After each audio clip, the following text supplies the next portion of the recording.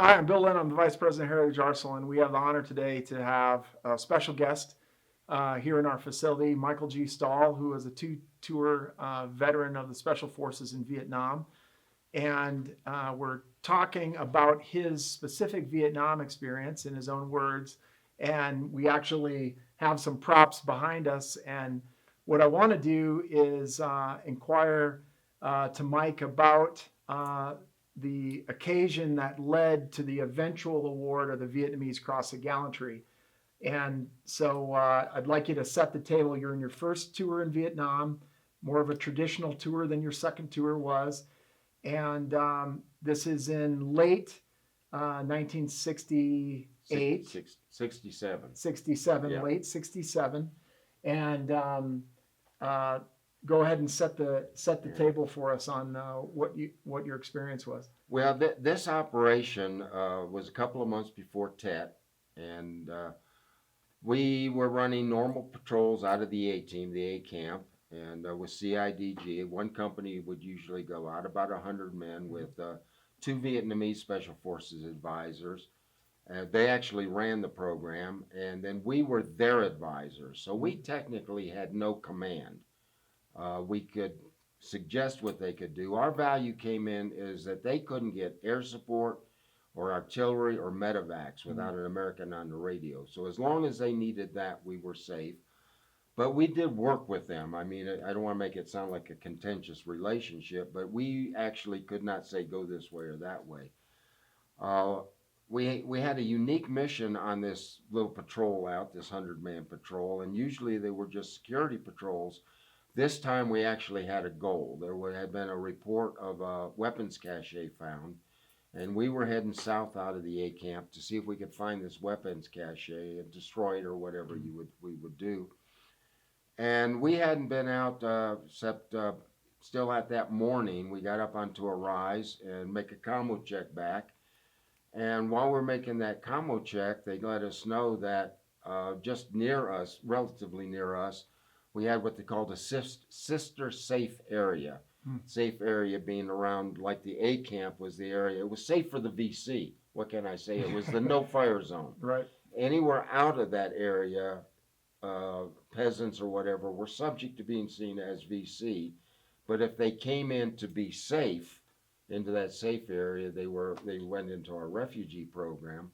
So those overlays would appear on maps, artillery overlays to designate that area as a no-fire area. Well, that when U.S. units were working in the area, but usually U.S. units were not around us anyway. But you're right. I once had a fact pilot come in that wanted to do some. He was flying an 01. They had the 4 rockets, and he just wanted to go out and do some shooting.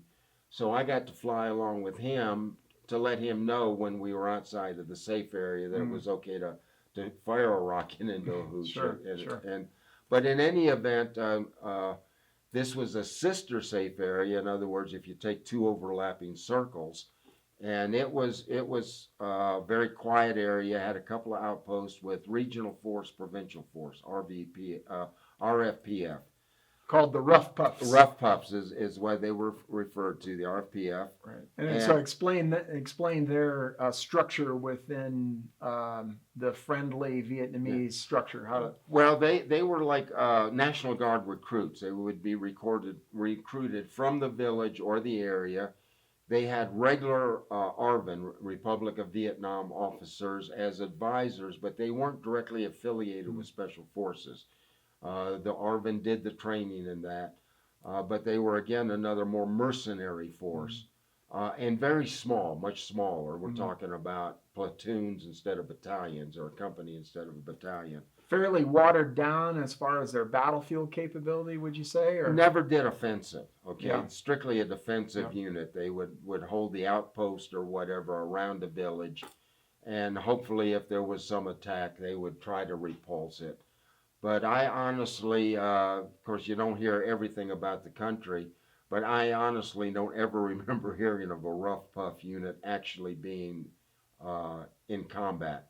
Eventually, my A team, after I left it, they were hit very hard, And the first place the VC hit was the rough puff outpost. So the enemy even knew that the rough puffs were a confidence target. If they wanted to get something done, they had a way better than average success rate against a unit like that. Absolutely. It would be sending a high school football team up against an NFL team. Right. Okay. Of course, the NVA being the NFL team. Sure. But again, there was a lot of cooperation, and so it wasn't like being a rough puff. It was dangerous because it was less likely you were also going to be attacked. But if you were, of course, they could always change sides at any time. So they had a lot of insurance. But nonetheless, we were on the way out, made the combo check back, and I was informed that my A team had lost contact with them. They weren't coming up on the radio. They weren't responding. And so they diverted my mission, instead of going to this weapons cache, to move up this valley and into the valley where the village of Howduck was. So, no problem. We changed directions and we got up there. And when we got into the village area, there's outposts around hills, and they had one outpost was the tallest, was their combo outpost. And we set up we had no idea, right, that anything was going on at that time. It was quiet. We had no contact with them either. So Doc Wilburn, one of our medics, was with me on that mission, and we set our guys up in a perimeter, on our back where we'd come in at. And he and I went up onto that outpost to find out they had been under attack since that morning. And we knew something was going on really quickly because we started taking mortar rounds in the daytime. And that was just wrong. I mean, it was like, the idea was we owned the daytime, but Charlie owned the night. Our air support was very effective in the daytime, but we didn't have all the modern gear that you guys have with the night vision and that. We had no night support. So the fact that actually we were getting mortared in the daytime was a sign that something was up. And I was able to call in some counterfire. The only tube we had 101st 155s back at the A team, and we had half a battery of Marine 105s, but we were out of all of their range. We were out of range for those tubes, but there was 175 in Chulai that could reach us, but they were so far away that he couldn't hear my Prick 25 on my radio, so I would have to tell the A team my fire commands, and then they would relay back, but I could hear their FDC. And we fired a couple of rounds of 175, and first one was very lucky. The first round was right there in the bill because it was so far away, and that tube was actually retired because of its inaccuracy. It was hard to fire. But the next correction, again, make a long story short, it actually took out a mortar pit over there. Wow, on the second round. Well, yeah, it was kind of weird because, we'll make it a little longer, there was like a clearing in the jungle on the mountain that was coming from, and we could see they were firing this from our right of that clearing. So that's where I was trying to get it in, that round into. So I gave them the correction and gave them the shoot. We used shoot instead of fire. And they fired the round, and just as they fired the round, I mean, the timing would be assumed, the mortar crew broke out of where they were and started DD-mowing across that clearing to get to the other side. So I started on a radio, check fire, because I wanted to correct. Because your target is now my different, target's a different moving, location. and there's only one tube, so they're firing. It's a big round, but only one at a time. And as I'm hollering this, I hear the shot, which was let me know the round was on the way, and damn, and I'm just wasted a round. Just wasted a round. I'm gonna have to give them corrections. Well, again, one of those unique things in combat, as this mortar crew runs into the tree line on the other side of the clearing, the round followed them in. so it was one of those, if they'd stayed where they were, we would have missed, but they ran into our right. And so their number was up. Yeah. But anyway, I mean, that night, and I think what had happened was they must have seen us coming. I don't know if they expected us, But I think they let us into the valley and then weren't going to let us out, knowing again they would have been able to see that we were not a regular American Army unit and we weren't regular ARVN. So being the mercenaries, the CIDG, again, not always the best and most reliable troops. And so that was a confidence target for them. Also with us there, right? It was more than they expected. But it turned out, again, after story, until later, it turned out to be what was referred to as the NVA Yellow Star Battalion. And as opposed to the VC having the old SKSs and stolen American weapons and motivation, but not a lot of good equipment, this unit was coming down to introduce the AKs. They had the regular Russian gas mask, real equipment. Wow. And so they were like a show battalion and a demonstration and training. So the idea was they were going to come into this howduck, surround it, take that out, take control of that, say, here's what you can do. And we kind of foiled their plans, but I think, well, this is just frosting on the cake. We'll take them out too. So that's why they were so bold as to mortar us in the daytime, I guess, because they were regular NVA. Yeah. They were not DC. That night was interesting because we had a heavy defense. I actually got to work Spooky, the C-47 gunship, which is a unique experience. They flew for us most of the night. Again, Doc Wilbur and I had gone down in the perimeter to stand on line with our guys. We were holding like the would have been the southeastern part of the perimeter. I really have no idea what was going around. Yeah, and give us an appreciation. How many Americans are on the ground there?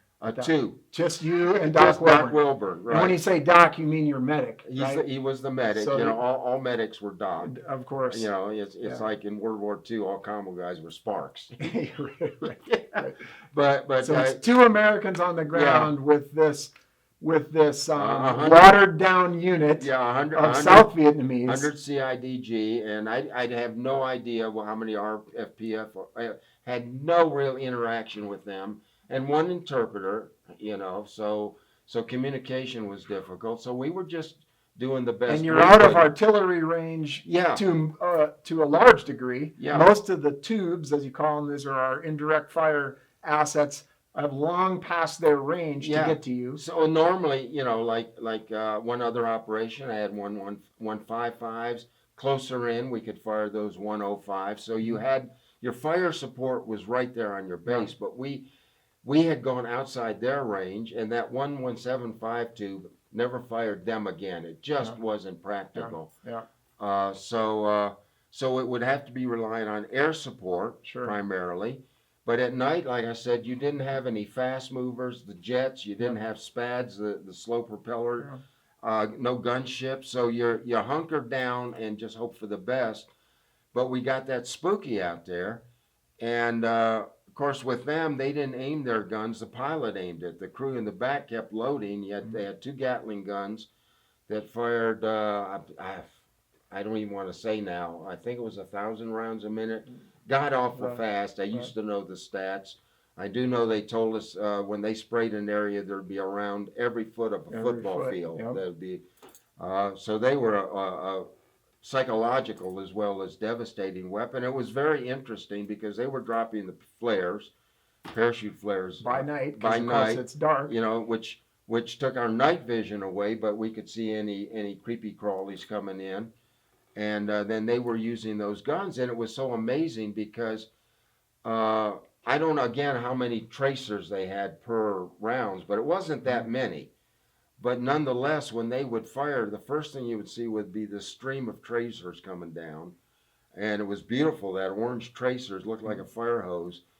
And then later you would hear brrr. And, and so they worked that night.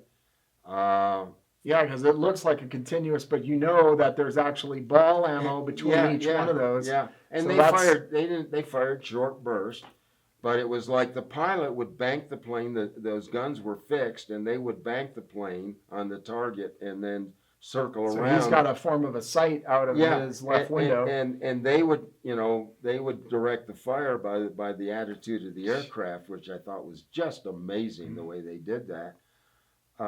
And then the next day we went back up on the outpost, and we had air support. And so I got to direct some air support fire. But after that, they moved. It saw that it was going to be a battle. It's one of those Battle of Howduck that nobody will ever hear about. It's not Bastogne, right? It just, two Pretty Americans. important to the two Americans on the ground. Two Americans fighting in a battalion of NBA, but who cares, right? But they sent the weapons guy out that brought a 104 millimeter Howtar, which was a 4-deuce mortar tube mounted on like howitzer wheels to be dragged around. The Marine Corps had bought them, and the Marine Corps had given our A-team a couple of them. And so they chopped one of those out with the weapons guys, so we would have something to fire back. Organic fire support. Yeah, right there.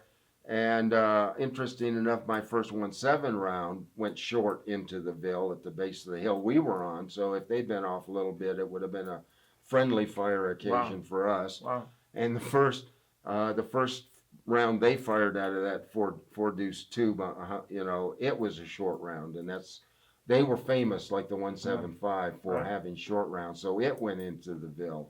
So that's one of those things that, as a veteran, you carry around.